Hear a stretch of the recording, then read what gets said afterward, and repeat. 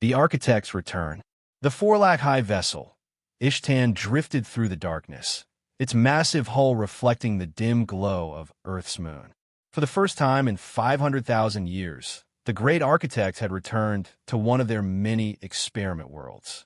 Their mission was simple: observe, catalog, and ensure the planet's development remained within acceptable parameters. Commander Vereshkul watched from the command bridge, his 4 luminous eyes studying the blue planet below. 500,000 years ago, the 4-lakh had seeded Earth with primitive genetic material, intending to shape its ecosystem and guide early biological evolution. By now, they expected nothing more than a stable, unadvanced world, perhaps a few primitive mammals, a functioning food chain, and a planetary environment ripe for further intervention. Instead, what they found was chaos. The first scans were unsettling. Enormous structures, unnatural towers of steel, concrete, and glass littered the continents.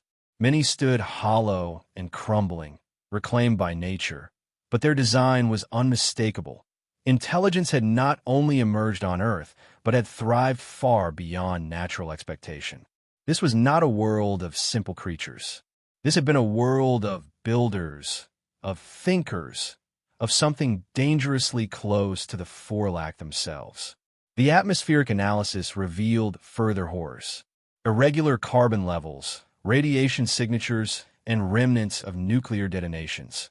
Clear evidence of mass conflict. But there were no life signs. Not in the vast ruined cities, not in the lands between them. Status? Vereshkul's voice was tight, controlled.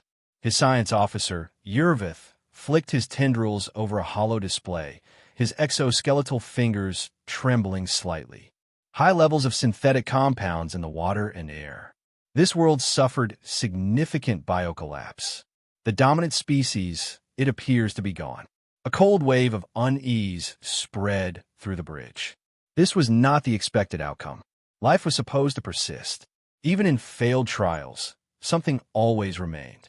And yet, something was still transmitting. A weak, fragmented signal pulsed from deep within the planet's surface. A structured language, too precise to be natural. Not automated distress calls, not aimless static. It was communication. Prepare a landing party, Vereshkul ordered. The descent. The 4-lakh exploration vessel broke through Earth's atmosphere, gliding over endless landscapes of ruins. They saw collapsed highways, skeletal remains of towering buildings, and vast machines rusting under the weight of time. They landed near what had once been a sprawling metropolis.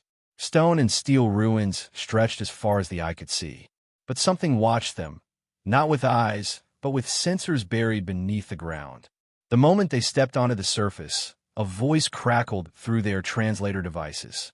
Foreign presence detected. Identify. The 4-lakh froze. This was not a recording. Something was still alive beneath the ruins of humanity. Humanity's legacy.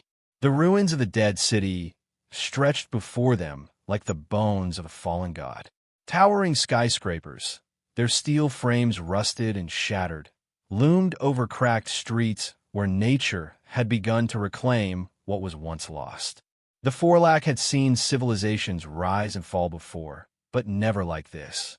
Commander Vereshkul and his team moved cautiously through the ruins. Their scanners picked up no organic life, no signs of the species that had once dominated this world. But the strange transmissions still pulsed, growing stronger as they advanced. This was a starfaring species, murmured Yervith, the science officer, scanning a massive collapsed bridge. Based on these structures, their technology was highly advanced, possibly planetary engineering capabilities. Vereshkul narrowed his eyes. Then where are they? A crackling voice suddenly pierced their communication system. Foreign presence detected. Identify. The 4-lakh tensed, weapons raised. The voice was synthetic, not biological. Vereshkul took a slow breath. We are the 4-lakh. We are the original architects of this world. Who are you? Silence. Then, designated Echo 9, Central Archive Intelligence. Query received. Processing. The transmission shifted. Suddenly, a flood of data surged through their systems. Images, voices, historical records. The last memories of a species lost to time. The fall of humanity. In fragmented bursts, the Forlax saw the rise of Earth's civilization. They saw mighty cities, massive ships breaching the void, orbital stations, and colonies spread across the solar system. Humanity had not only survived, they had thrived. But then, the images turned dark. Mass conflict, burning worlds, a war not fought among themselves, but against something else. They saw shadows in space, ships unlike anything the Forlac had ever encountered, enemies that did not communicate, did not negotiate. The hunters. Echo 9's voice continued. Human civilization reached an existential threat threshold. External adversary identified. Infiltration patterns suggest species-wide eradication. Countermeasure initiated. Project Exodus. The Forlac exchanged uneasy glances. Exodus. Vareshkul asked. The AI responded. To survive, humanity abandoned Earth. Full-scale evacuation. War fleets deployed to the outer systems to draw adversary attention away from Sol. They left. Yurvith whispered in disbelief. Vareshkul's mind reeled. A species that had reached the stars, only to flee into the darkness?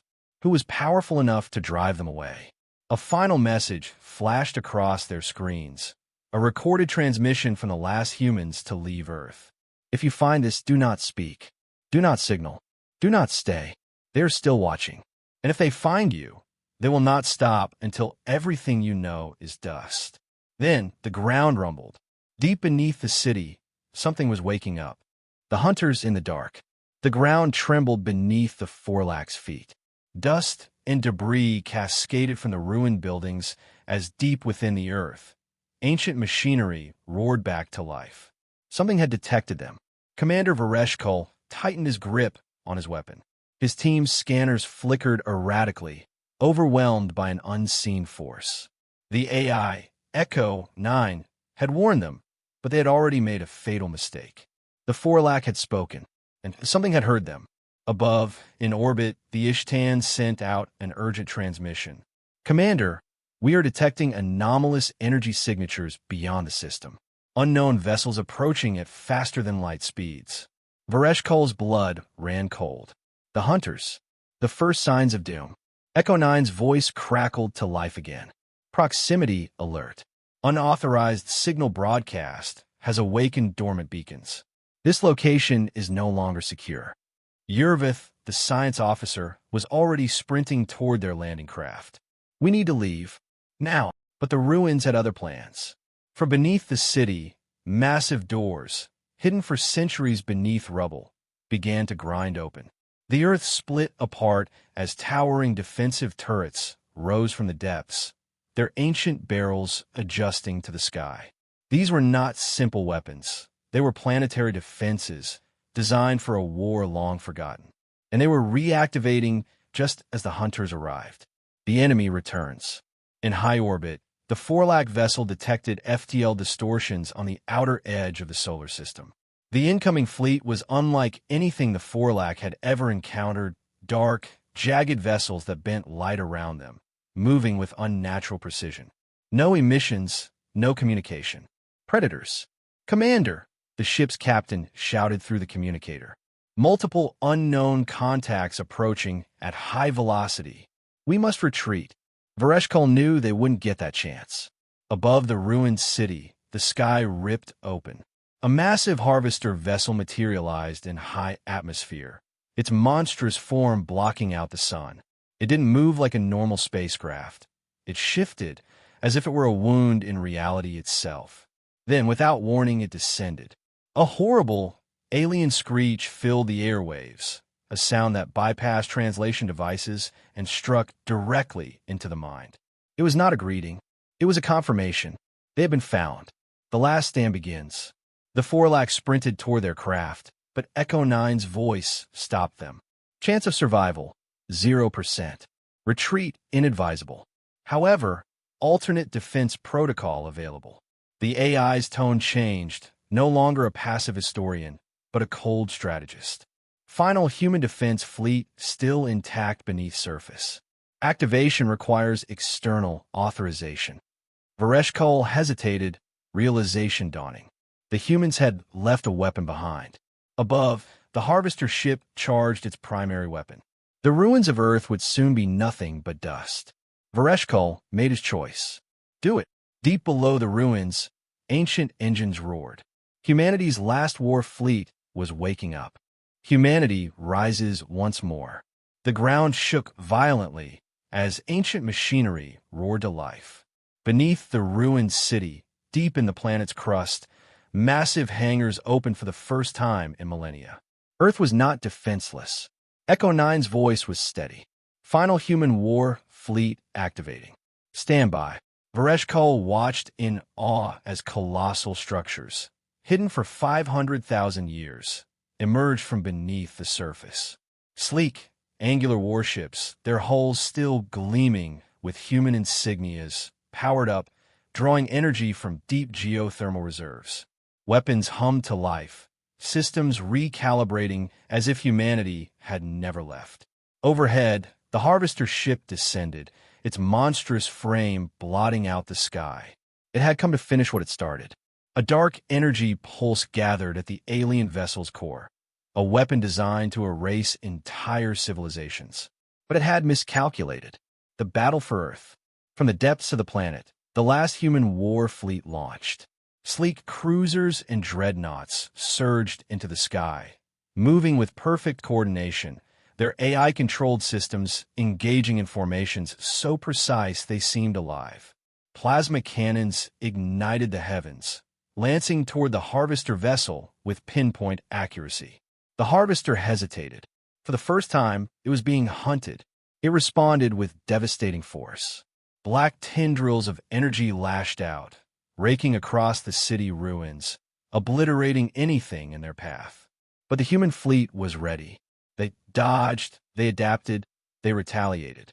One of the massive human warships, the Soul's Wrath, fired a beam so bright it cut through the sky like a second sun. The harvester reeled, its form distorting, writhing in pain. The Forlak had never seen anything like this. This is impossible, Yervith whispered. They are winning. Humanity's last message. In the chaos, Echo 9 transmitted one final message. A voice, human but ancient, echoed through the Forlak's comms. Underscore, if you hear this, know that we were never defeated. We chose to leave, to take the fight beyond your sight. But we are not gone. We are the storm. If you're listening, prepare. Because we will return. Underscore, Vereshkul stood frozen. They were still out there. Somewhere beyond the void, humanity was still fighting.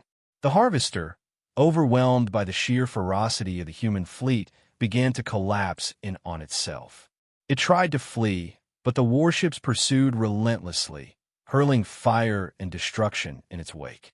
With a final, deafening scream, the harvester was obliterated. Earth was silent once more. A new purpose. Vereshkul looked up at the fleet, still hovering, still waiting. The war was not over. Humanity had left, but they had never abandoned the fight. The Forlak had come to Earth expecting to observe a dead world. Instead, they had uncovered a war still raging in the dark between the stars. Vereshkul knew one thing. They had to find the humans before the hunters did. And this time they would fight alongside them.